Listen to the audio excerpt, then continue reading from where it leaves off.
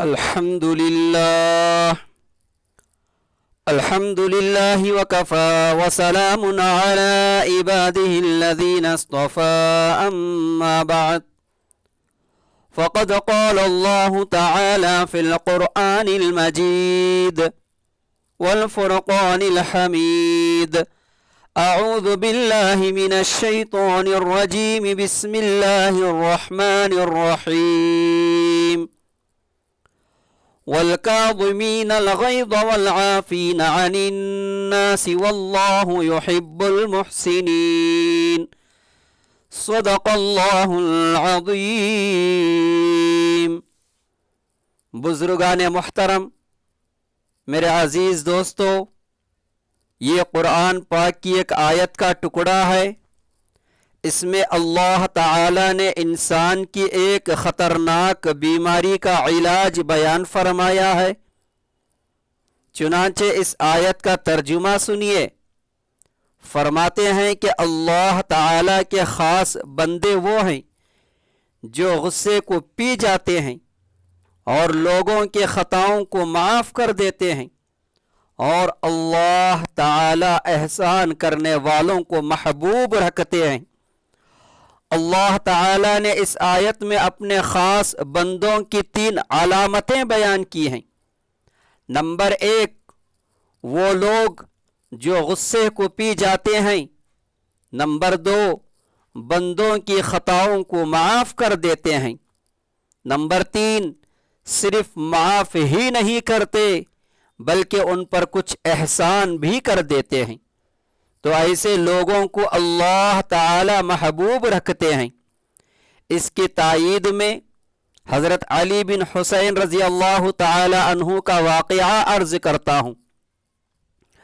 ان کی باندی ان کو وضو کرا رہی تھی، لوٹا ہاتھ سے گر گیا اور ان کا سر زخمی ہو گیا، تو انہوں نے باندی کو گھور کر دیکھا، وہ بھی حافظہ قرآن تھی۔ فوراً یہ آیت پڑھنے لگی، وَالْكَاظِمِينَ الْغَيْظَ، یعنی اللہ کے خاص بندے وہ ہیں جو غصے کو پی جاتے ہیں۔ انہوں نے فرمایا، قد کظمت غیظی، میں نے اپنا غصہ پی لیا۔ اس کے بعد باندی نے کہا، والعافین عن الناس، اور وہ لوگوں کو معاف کر دیتے ہیں۔ تو آپ نے فرمایا، قد عفوت عنکی، میں نے تجھے معاف کر دیا۔ پھر اس نے کہا، واللہ یحب المحسنین، اور احسان کرنے والوں کو اللہ تعالی محبوب رکھتے ہیں۔ تو فرمایا، قد اعتقتک لوجہ اللہ، جا میں نے اللہ کے لیے تجھے بھی آزاد کر دیا۔ حضرت صدیق اکبر رضی اللہ تعالی عنہ اپنے ایک عزیز سے ناراض ہو گئے اور فرمایا، خدا کی قسم میں اس پر کبھی احسان نہ کروں گا۔ اور جن سے ناراض ہوئے وہ جنگ بدر میں شریک ہونے والے تھے۔ اللہ تعالی نے ان صحابی کی سفارش فرمائی کہ اے صدیق، کیا تم یہ پسند نہیں کرتے کہ میرا بندہ جس نے جنگ بدر میں لڑی ہے تم اس کی خطا معاف کر دو اور میں قیامت کے دن تم ہی معاف کر دوں؟ تو حضرت صدیق اکبر رضی اللہ عنہ نے اپنی قسم توڑ دی اور اس کا کفارہ ادا کیا، اور دوسری قسم کھائی کہ واللہ انی احب ان یغفر اللہ لی، اللہ کی قسم میں محبوب رکھتا ہوں کہ اللہ مجھے معاف کر دے اور میں اپنے عزیز کی خطا کو معاف کرتا ہوں۔ اور فرمایا کہ اب میں پہلے سے بھی زیادہ ان پر احسان کروں گا۔ یہ ہے والعافین عن الناس، یعنی اللہ تعالی کے خاص بندے وہ ہیں جو لوگوں کی خطاؤں کو معاف کر دیتے ہیں۔ اور اس کے بعد واللہ یحب المحسنین ہے کہ معاف کرنے کے بعد اس پر کچھ احسان بھی کر دیا جائے۔ اللہ تعالی احسان کرنے والوں کو محبوب رکھتے ہیں۔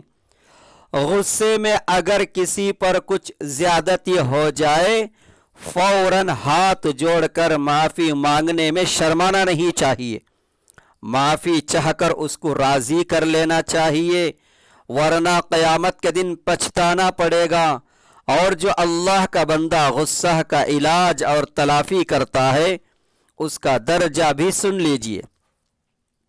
حکیم الامت حضرت مولانا اشرف علی تھانوی رحمۃ اللہ علیہ کے خلیفہ مولانا شاہ عبد الغنی صاحب پھول پوری رحمۃ اللہ علیہ کو ایک انسان پر غصہ آ گیا اور غصے میں کچھ زیادتی ہو گئی۔ وہ آدمی بالکل ان پڑھ تھا، کھیت کا کام کرنے والا تھا، پھول پور کے قریب ایک گاؤں کا رہنے والا تھا، اور وہ گاؤں پھول پور سے 1.5 میل دور تھا۔ وہ شخص وہاں چلا گیا۔ بعد میں حضرت رحمت اللہ علیہ کو خیال ہوا کہ مجھ سے زیادتی ہو گئی ہے، اتنا غصہ مجھے نہیں کرنا چاہیے تھا۔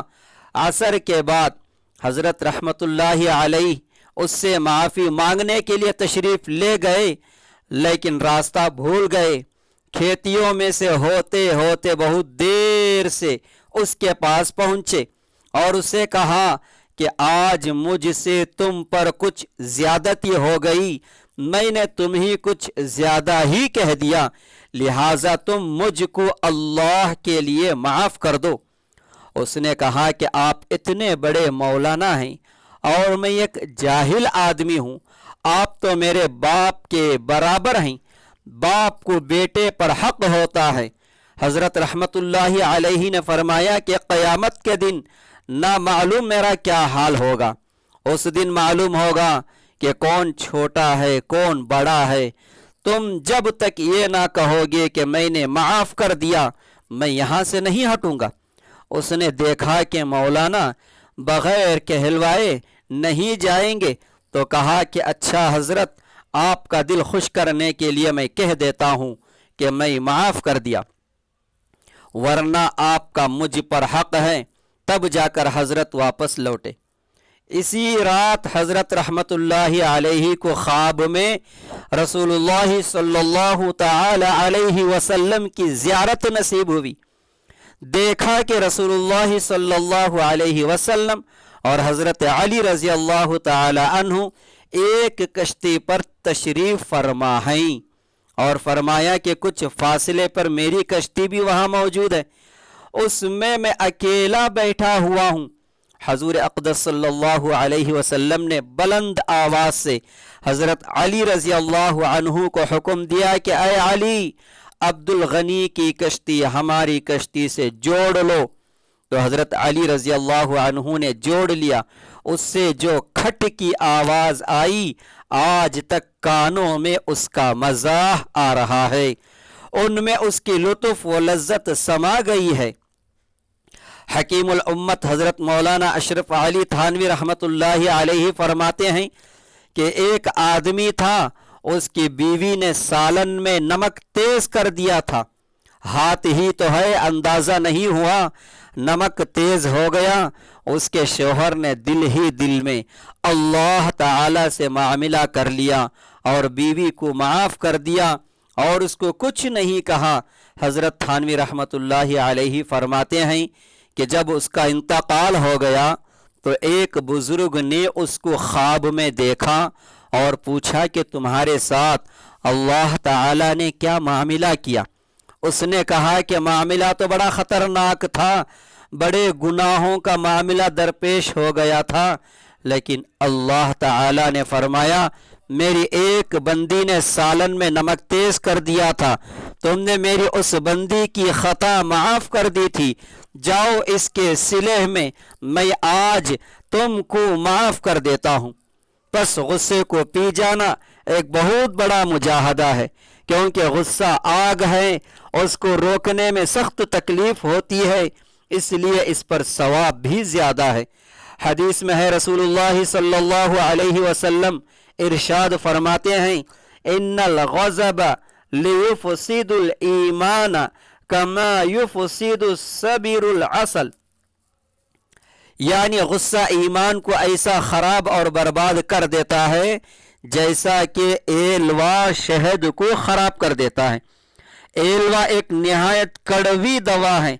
अगर कोई दूर ही कूट रहा हो तो हलक कड़वा हो जाता है। एक मन शहद में ज़रा सा एलवा डाल दीजिए, सारा शहद कड़वा हो जाएगा। इसी तरह गुस्सा ईमान की मिठास और हलावत को कड़वा कर देता है। यानी गुस्सा वाले को अल्लाह ताला की मोहब्बत का मज़ा, इबादत का मज़ा, तिलावत का मज़ा नहीं आएगा, क्योंकि गुस्सा ने उसके ईमान के कमाल और नूर को ख़राब कर दिया है। दोस्तों और बुज़ुर्गों, गुस्से की बुराई कोई मामूली बुराई नहीं है। इसीलिए रसूलुल्लाह सल्लल्लाहु अलैहि वसल्लम ने हमें गुस्सा का इलाज तालीम फरमाया है। फरमाते हैं अल-ग़ज़बु मिनश-शैतान इन्नश-शैतान खुलिक़ मिनन-नार, यानी गुस्सा शैतान का असर है और शैतान आग से पैदा किया गया है। तो उसका इलाज भी वो तालीम फरमाया जो उसका पूरा मुकाबिल हो। यानी ये तालीम फरमाया कि गुस्से के वक़्त वज़ू कर लो, क्योंकि वज़ू से शैतान भाग जाता है, या पानी पी लिया करो, ये एक मुजर्रब इलाज है। हासिल यह है कि गुस्से में बेकाबू नहीं होना चाहिए, बल्कि उसको रोकना चाहिए। अगर हम थोड़ी हिम्मत से काम लें तो अल्लाह तबारक व तआला की तरफ से तायीद होगी और गुस्सा मगलूब हो जाएगा और हम उस पर गालिब हो जाएंगे। बस मैं अपनी बात को इसी पर ख़त्म करता हूँ। दुआ कीजिए अल्लाह ताला हमें इन बातों पर अमल करने की तौफीक अता फरमाए। आमीन। व आखिर दावाना अनिल हम्दुलिल्लाहि रब्बिल आलमीन।